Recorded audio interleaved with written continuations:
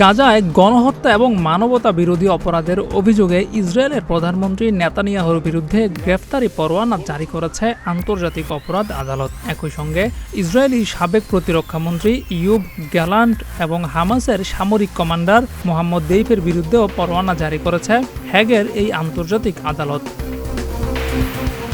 আইসিসির এক বিবৃতিতে বলা হয়েছে, আদালত ইসরায়েলের দুই ব্যক্তি নেতানিয়াহু এবং ইয়ুভ গ্যালান্তের বিরুদ্ধে মানবতা বিরোধী অপরাধ এবং ৮ অক্টোবর ২০২৩ থেকে ২০ মে ২০২৪ পর্যন্ত সংঘটিত যুদ্ধাপরাধের জন্য গ্রেপ্তারি পরোয়ানা জারি করেছে। অন্যদিকে হামাসের যে কমান্ডারের বিরুদ্ধে গ্রেফতারি পরোয়ানা জারি করা হয়েছে, ইসরায়েলের দাবি অনুযায়ী এই কমান্ডার অনেক আগেই তাদের হামলায় নিহত হয়েছেন।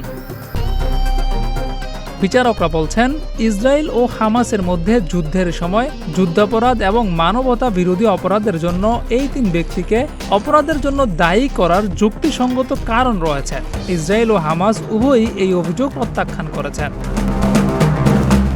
এটা এখন আইসিসির ১২৪ সদস্য রাষ্ট্রের উপর নির্ভর করবে যে তারা এই পরোয়ানা কার্যকর করবে কিনা। ইসরায়েল বা তার মিত্র মার্কিন যুক্তরাষ্ট্র এই ১২৪ দেশের মধ্যে নেই। জিয়াউর রহমান, প্রতিদিনের বাংলাদেশ।